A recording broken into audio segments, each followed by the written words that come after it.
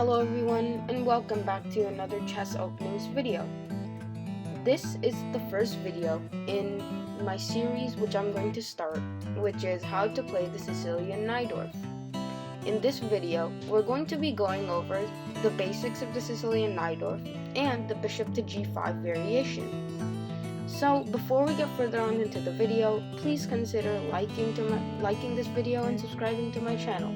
So without any further ado, let's get right into it. The Sicilian Najdorf opens after the moves pawn to e4, pawn to c5, knight to f3, pawn to d6, and pawn to d4. Now, the first couple moves, I'm just going to go right through them as they're part of the main line.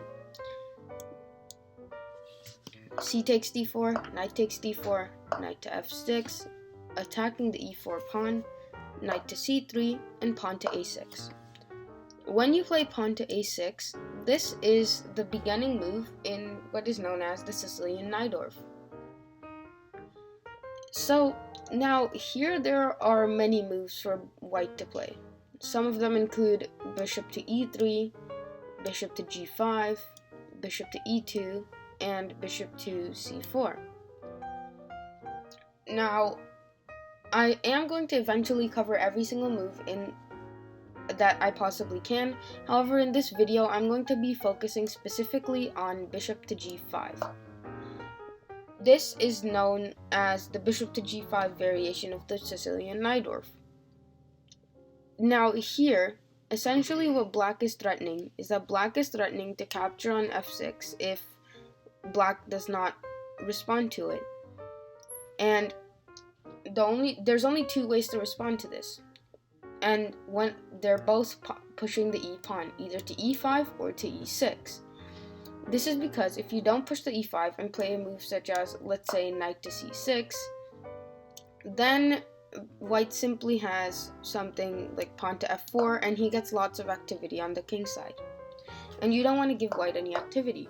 So let's go over both the pawn moves, pawn to e6 and pawn to e5, which protects the knight with the queen, and also creates a center for black. First, let's go over pawn to e5, and why not to play it. If pawn to e5, then white has the powerful knight to f5. And essentially what this does is that this knight is pretty much creating a really annoying piece in the black position. After a move such as, let's say, bishop takes f5, taking the knight, white has the powerful bishop takes f6, after which queen takes f6 and knight to d5, attacking the queen, queen back to d8, as you also have to protect the c7 square from the knight, which would fork the king and the rook, and then finally recapturing with pawn takes f5. Now, as you can see, in this position, white is actually doing quite well, with a knight outposted on the powerful d5 square, and an already advanced pawn on f5. Along with this, white has the plan of developing his queen and simply castling queenside. And we'll have an easy game after this. So, after bishop to g5, the correct move is actually pawn to e6, creating a short center for black.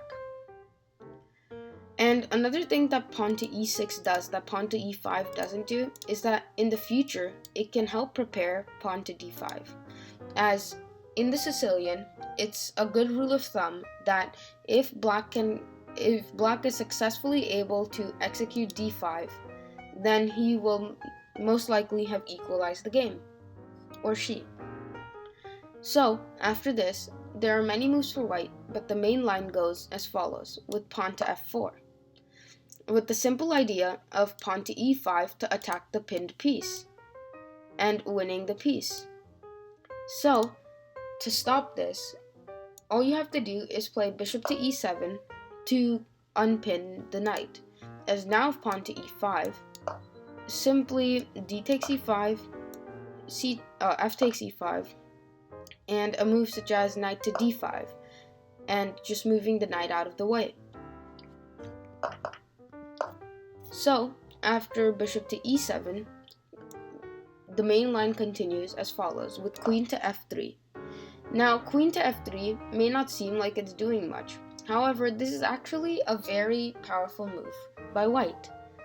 Not only does it let white castle on the queen side next, however, white is preparing to start pawn storming the black king side. Also, if black plays something, let's say, such as pawn to b5 to try to fianchetto his his light square bishop, then white has the powerful pawn to e5 with the double attack. The pawn attacks the knight and the queen attacks the rook. So in this position, white will simply grab a piece and be winning the game. So, after queen to f3, the correct move is not to push the pawn just yet. Rather, it's to develop the queen with queen to c7. What this does is that it stops white from developing his light square bishop to the powerful diagonal on c4. After this, white will most likely castle queenside, simply getting his rook into the game already. Now, here there are many options. However, the one which I suggest is simply to go with developing, with knight to d7. Now, this may seem like a bad idea as it traps your own bishop in. However, you have another way to develop your bishop, as you will soon see.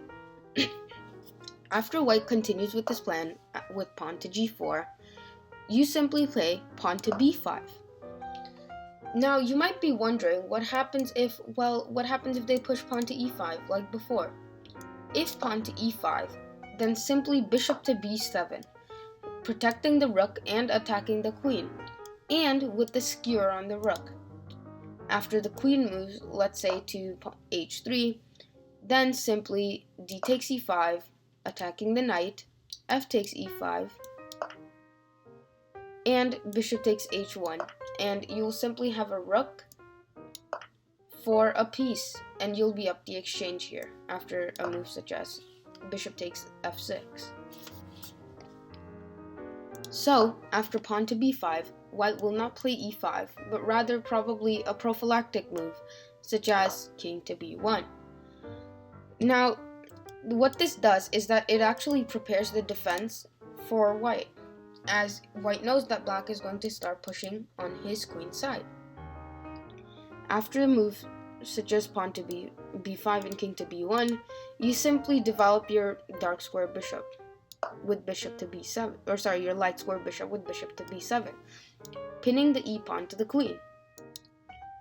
After this, a continuation of this line could follow as bishop takes f6, bishop takes f6, and pawn to g5.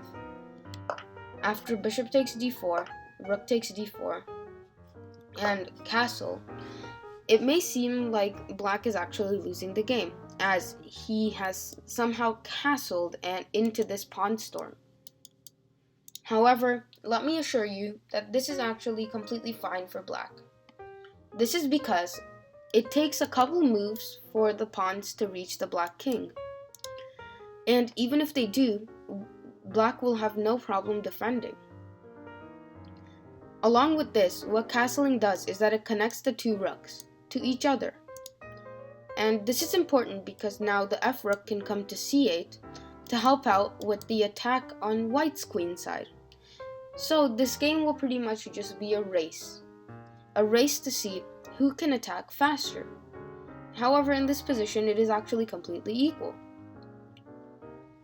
Now as black, you should have the main idea of playing rook to c8 and pushing the pawn to b4 and a5, and just trying to checkmate the white king with the queen and rook battery eyeing the c2 pawn. Now let's see another idea that white plays, which is actually a mistake.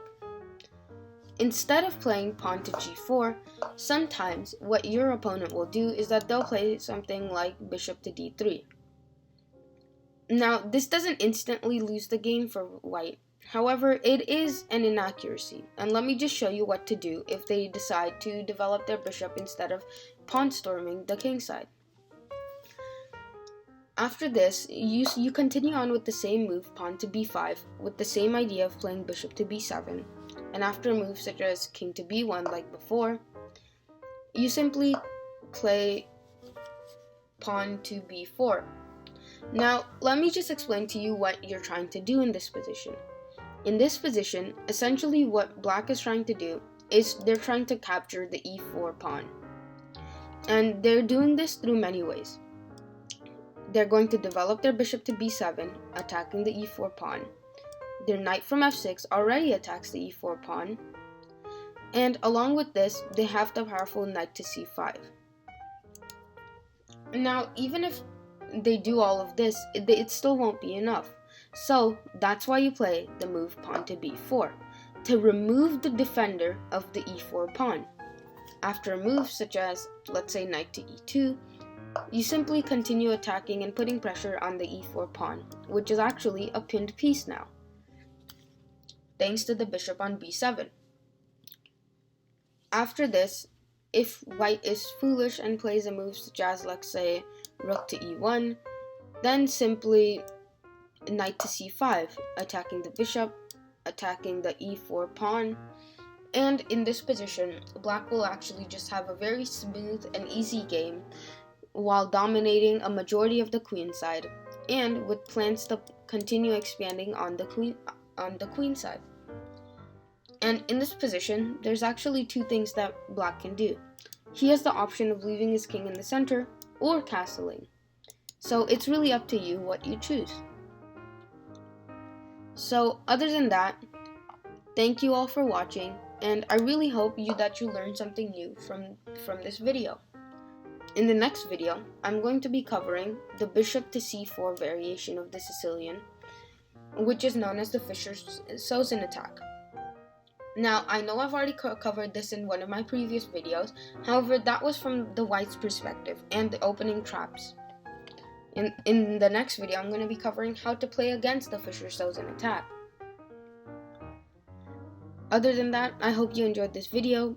Please consider liking this video and subscribing to my channel. And watch one of my previous videos, which will pop up on your screen in just a few seconds. Thank you all for watching, and have a great rest of your day. Goodbye.